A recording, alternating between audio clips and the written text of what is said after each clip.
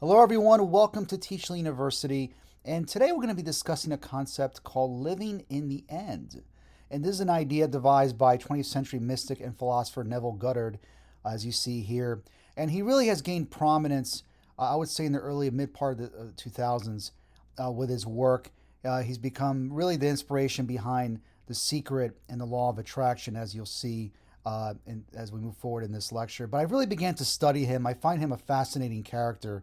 And I really think this idea of living in the end is a very powerful concept, I think, that can help you refocus or reshift the way you think about your problems and how you view yourself and the world around you.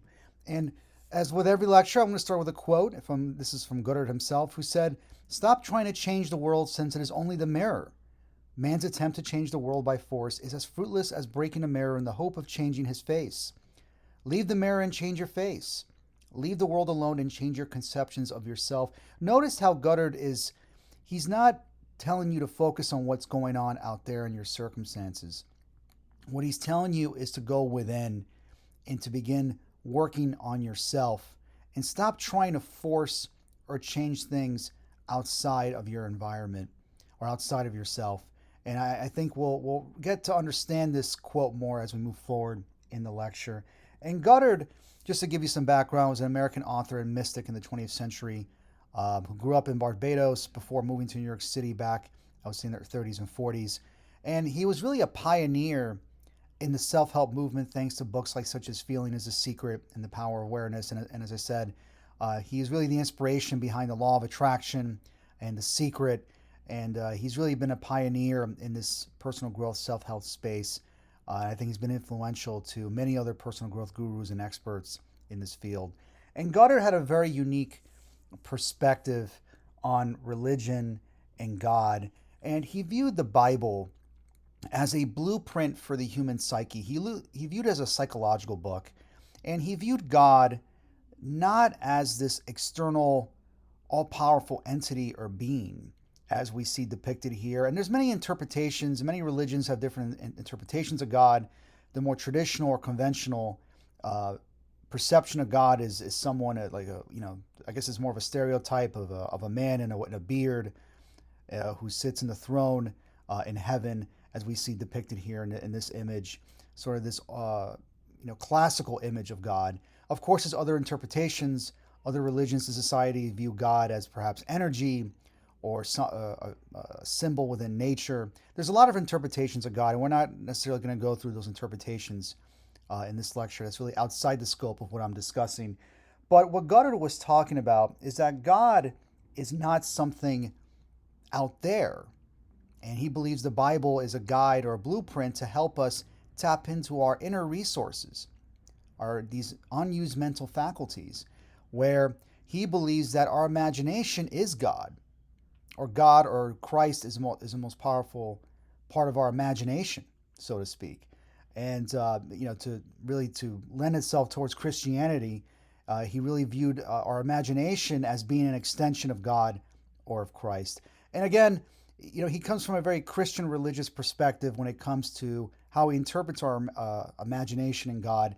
But even if you're someone who is not very religious or even more secular, I think how you can apply this is that Goddard is talking about how we have within us this huge amount of potential that really we just don't use enough because we tend to be overly rational about what's possible, and I think, or overly analytical, and that's what holds us back. So what does Goddard mean when he says living in the end? What does he mean by that? What is he talking about?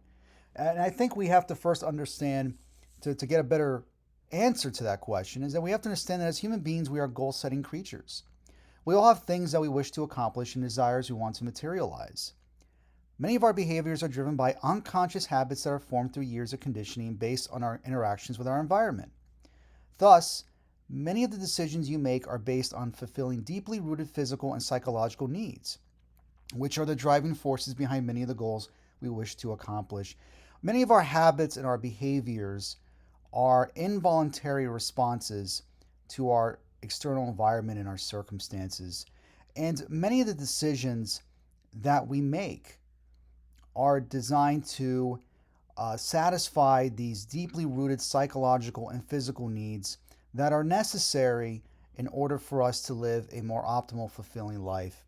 And again, these habits and behaviors are cemented through years of conditioning and repetition, where through the same thoughts, actions, and behaviors, they cement these personality traits that create our own personal reality and perceptions in the world around us.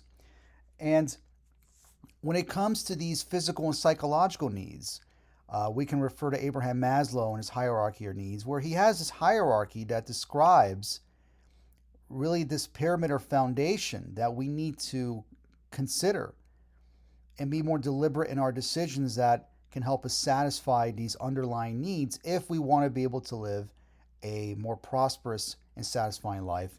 So you look at in the bottom of this pyramid, or really the most important need that we need to satisfy, these physical needs like safety and shelter and food and water and clothing, because without these basic needs, we can't fulfill these higher level needs, such as when we get into the importance of social relationships and recognition and satisfaction with our work and meaning, which is very important.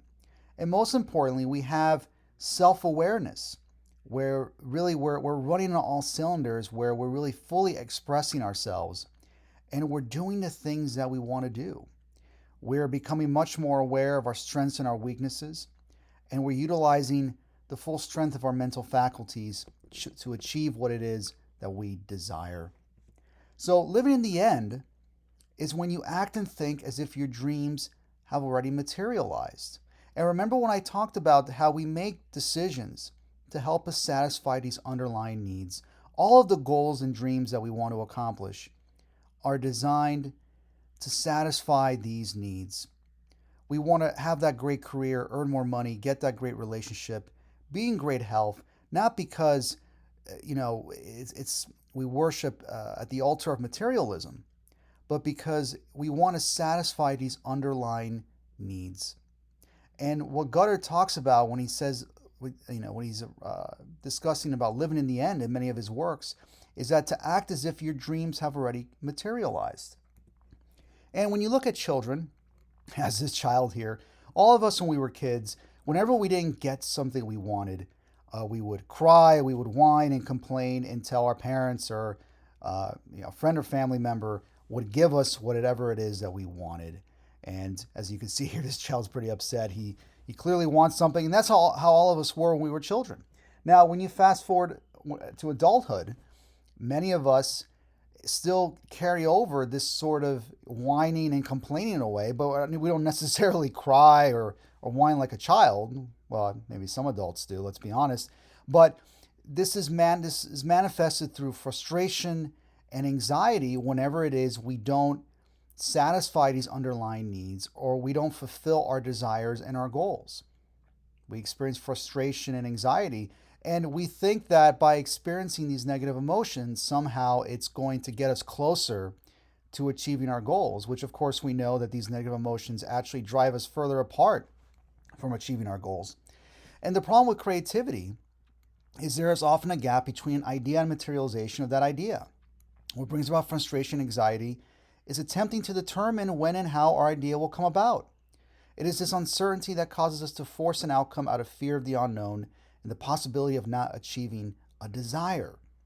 We fear the unknown. We don't like change. Our brains don't like change. It likes predictability.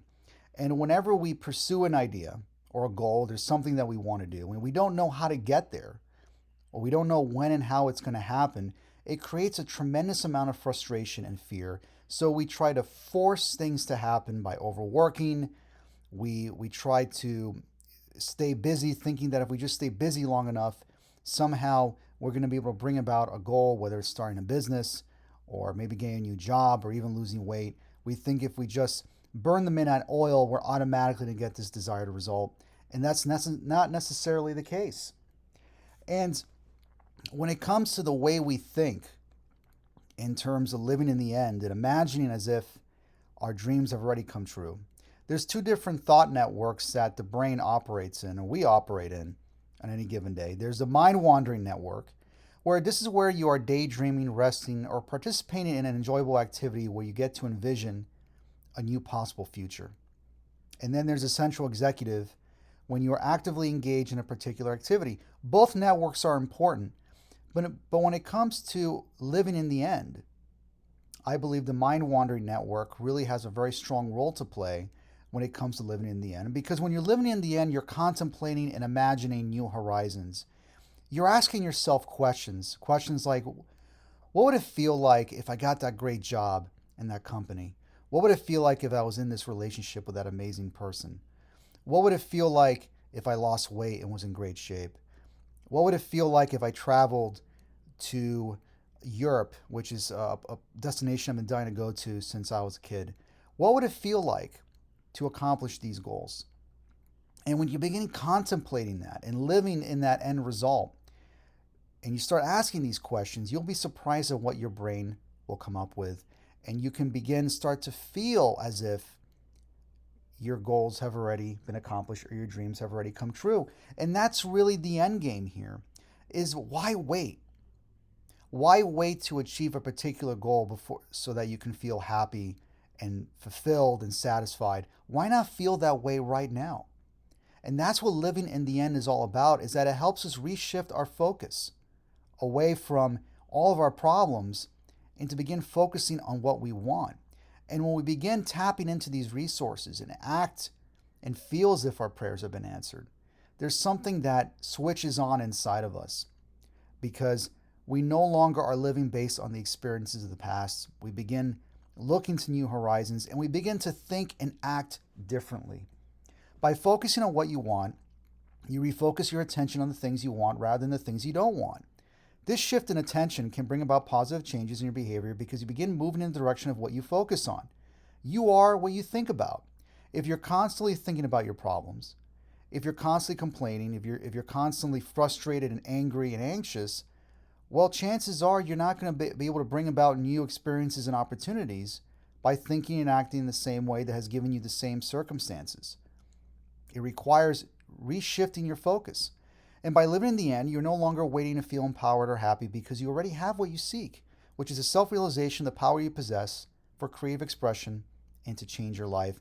And whether you are religious or secular, or whether you believe in God or not, what Goddard, I think, really talks about is the importance of being able to reshift or change your focus and begin thinking about and acting as if your prayers have already been answered or your dreams have already come true. Now, some of you may think this is delusional thinking, and in fact, it's far from it, because as I said, what you're doing is you're shifting your focus.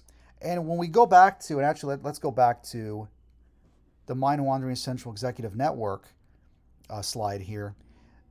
When you look at the Mind Wandering Network or Central Executive, there's been studies that have tested subjects on, so there's one group that is doing a mental activity like conducting arithmetic, or playing chess, or working on a computer program, and then they'll be studying other subjects that are resting and they're not doing anything, and they would do fMRI scans, and what they would find is that the subjects that were resting and weren't using the Central Executive Network or weren't really doing anything that was mentally strenuous, they found that their brains were just as active as the subjects that were actively engaged in an activity. So when you step back for a moment and daydream and envision a better future, you actually are activating mental faculties that could be equally or just as powerful as the networks you use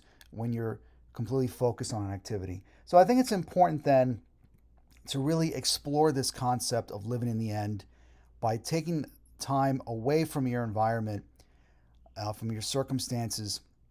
Take your attention away from that and begin focusing on what you want. Act as if your prayers have already been answered, and you'll be surprised at what you can do. And I think that this concept is so important, whether you're a student or an entrepreneur, or you work for a company, or maybe you're just a stay-at-home mom or dad. This is a concept that I think can really have a profound impact on the way you think. Because especially if, for example, you're a student and you're learning all this information, maybe you're in high school or college, and maybe you don't feel inspired. Well, when you begin thinking about what it is that you want, it changes your perspective on how you learn. And when you change how you learn, it makes it easier to apply what it is that you're learning to get better results. And that's the same thing for when you're an entrepreneur. When you change your perceptions, when you change the way you think, and break these old bad habits or mental habits that maybe are holding you back or limiting you, you can really make big changes. And I think that's, again, this is a great concept. And we're going to explore this concept of living in the end in future lectures. And we're going to try to apply that to other lectures relating to finance, investments, entrepreneurship, creativity, and sciences and other topics. So if you like this video, subscribe to my YouTube channel. You could also visit my website at teachinguniversity.com. We can view all my lectures, read my blogs, view all my courses, and also you can subscribe to my email list and get the latest on any new courses, lectures, and news and events related to Teaching University. So thanks for watching this lecture, and I'll see you next time.